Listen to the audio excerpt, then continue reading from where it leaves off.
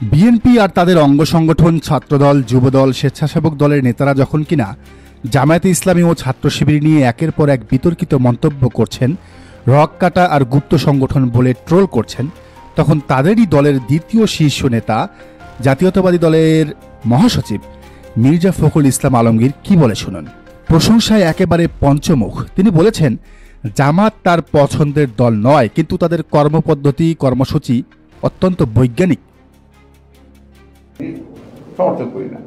তো জামাতে ইসলামের যে কৌশল, তাদের যে রাজনৈতিক প্রক্রিয়া অত্যন্ত বিজ্ঞানসম্মত। শুধু জামাত নয়, ইসলামী ছাত্র শিবিরেরও ফ্যান এই মির্জা সাহেব। বিএনপির মহাসচিব বললেন, শিবির সেই সংগঠন যাদের সদস্য হতে গেলে অসংখ্য বই পড়তে হয়, পড়াশোনা করতে হয়। তা না হলে তাদের নেতা হওয়া তো দূরের কথা, কর্মীও হওয়া যায় না। শিবিরের প্রকাশনী, ছাত্র সংবাদ, কিশোর কণ্ঠের কথাও সামনে এনেছেন তিনি। বলেছেন, প্রতি মাসে তারা যে বই প্রকাশ করে তা দেশের ছাত্র সমাজের জ্ঞান চর্চার ক্ষেত্রে অত্যন্ত গুরুত্বপূর্ণ ভূমিকা রাখছে। এসব কথা তিনি বলেছেন জিয়াউর রহমান ফাউন্ডেশনের একটি অনুষ্ঠানে। মির্জা ফখরুলের আক্ষেপ, বিএনপির কেন এমন থিঙ্ক ট্যাঙ্ক বা চিন্তাশীল সংগঠন নেই, কেন তাদের কোনো ভালো প্রকাশনী নেই, জ্ঞান চর্চার ক্ষেত্র নেই, তরুণদের আকৃষ্ট করার মতো কাজ নেই, কর্মসূচি নেই। নিজ দলের প্রতি কতটা আক্ষেপ থাকলে দলের একজন মহাসচিব এমন কথা বলতে পারেন? চিন্তা করা যায়। তিনি হয়তো ভাবেন, আচ্ছা, আমার ছাত্রদল যেসব কাজ করে বেড়াচ্ছে তাতে কি সাধারণ ছাত্রছাত্রীরা ছাত্রদল করতে চাইবে, ছাত্রদলে যোগদান করতে চাইবে? মানে ঠিক কী কারণে একজন বিশ্ববিদ্যালয়ে পড়ুয়া সচেতন ছেলে ছাত্রদলে যোগ দিবে? জিয়ার আদর্শ, এই জিয়া মুজিব আদর্শের নাম ভাঙিয়ে ছাত্রদল ছাত্রলীগ কি করে তা কি এখন সোশ্যাল মিডিয়ার যুগে অজানা? চাঁদাবাজি, টেন্ডারবাজি, খুন, ধর্ষণ, রাহাজানি এসব কি জিয়ার আদর্শ? নিশ্চিতভাবে নয়। কিন্তু একজন সাধারণ ছাত্র তো সেটাই সামনে দেখছে। পত্রিকা খুললেই সে অহরহ পড়ছে, টেলিভিশন দেখছে। তাহলে সে ছাত্রদলের প্রতি কেন আকৃষ্ট হবে? বিপরীতে ইসলামী ছাত্র শিবির কি কাজ করছে? শিবির প্রতিটি ক্যাম্পাসে হায়ার এডুকেশনের উপর সেমিনার করছে, ফ্রি হেলথ ক্যাম্প বসাচ্ছে, বৃক্ষরোপণ করছে, গরমে হলে হলে ঠান্ডা পানির ব্যবস্থার জন্য মেশিন বসাচ্ছে, পাঠচক্রের আয়োজন করছে, চাকরির প্রস্তুতির জন্য ফ্রি কর্মশালার আয়োজন করছে। এমন শত শত কাজ তারা করছে যা কিনা একজন কট্টর শিবির বিরোধীর কাছেও ভালো লাগবে। নিঃসন্দেহে সে স্বীকার করে নিবে যে শিবির একটি মেধাবীদের সংগঠন, সৎ আর যোগ্য মানুষদের সংগঠন। তারপর যখন সে শিবিরের সমর্থক হবে, তখন দেখবে শিবিরের ভেতর নেতা হওয়ার জন্য মারামারি, কারাকারি নাই, প্রতিদ্বন্দ্বিতা নাই। এখানে একজন আরেকজনের ভাই। বিপদ আপদে কীভাবে তারা পাশে থাকে সেটি দেখে চমকে যাবে। আর এভাবেই একজন সাধারণ সমর্থক শিবিরে মুগ্ধ হয়ে ধাপে ধাপে কর্মী, সাথী, সদস্য হবে। দেশের আর কোনো ছাত্র সংগঠনের এত গোছানো পরিপাটি কর্মসূচি আছে কি? মির্জা ফখরুল হয়তো এসব ভাবেন। সাবেক বাম সংগঠন ছাত্র ইউনিয়নের নেতা হিসেবে ফখরুল চিন্তা করেন, তাহলে ছাত্রদলের ভবিষ্যৎটা কি? এভাবে চলতে থাকলে তো একসময় এরা সময়ের স্রোতে হারিয়ে যাবে। কারণ যুগ বদলাচ্ছে। এখন আর চা, সমুচা, সিঙ্গারা আর ভার্সিটির হলের একটা সিট পাওয়ার জন্য তো কেউ ছাত্রলীগ করবে না বা ছাত্রদলও করবে না। সেই যুগের অবসান ঘটে গেছে সেই 5 আগস্টেই।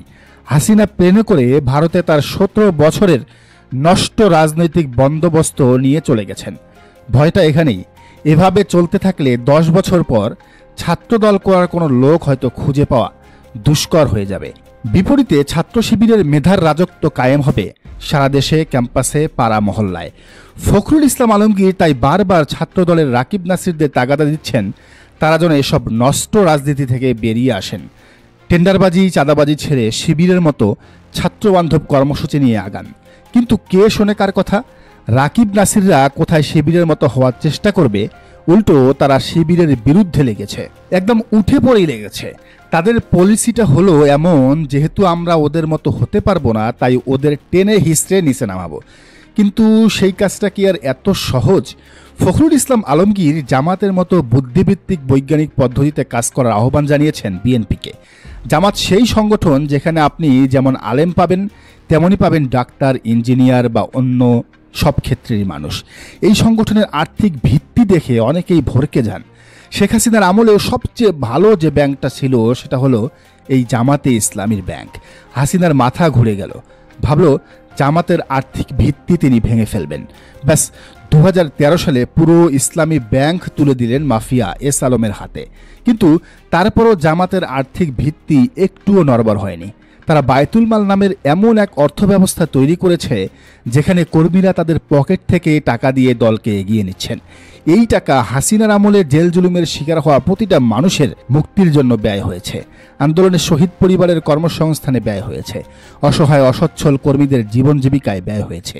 এখনও তাই হচ্ছে, আগামীতেও হবে। এসব একদম কাছ থেকেই দেখেছেন মির্জা ফখরুল্লাহ।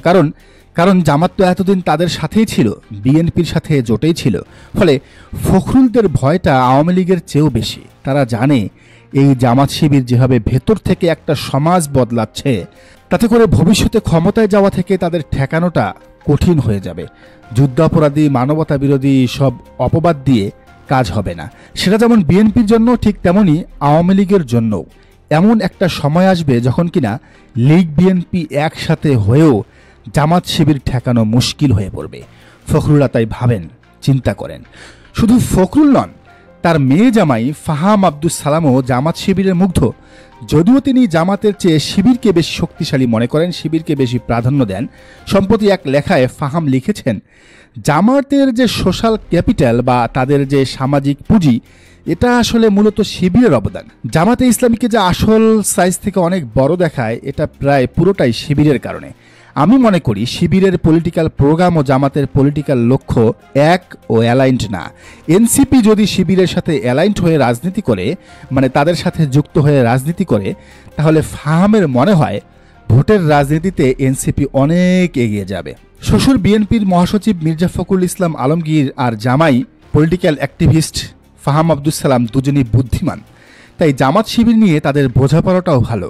অন্যদিকে বিএনপি আর ছাত্রদলের রাকিব নাসির আর তুলারাম কলেজের পাতিনিতারা আবার ফাহাম ফখরুলের চেয়েও বেশি বুদ্ধিমান। তাই তাদের কাছে মনে হয় শিবির জামাত হলো গুপ্ত সংগঠন, রক কাটা সংগঠন। দর্শক, আপনার কাছে কি মনে হয়? জামাত শিবির কি আসলেই গুপ্ত সংগঠন, নাকি বিগত 17 বছরে আওয়ামী লীগের দ্বারা সবচেয়ে বেশি নির্যাতিত সংগঠন? জানান কমেন্টের ঘরে। আর এই চ্যানেলে নতুন হলে এবং রাজনীতির নিত্য নতুন তথ্য বিশ্লেষণ সবার আগে নির্মোহভাবে পেতে অবশ্যই চ্যানেলটি সাবস্ক্রাইব করে বেল আইকনটি বাজিয়ে রাখুন।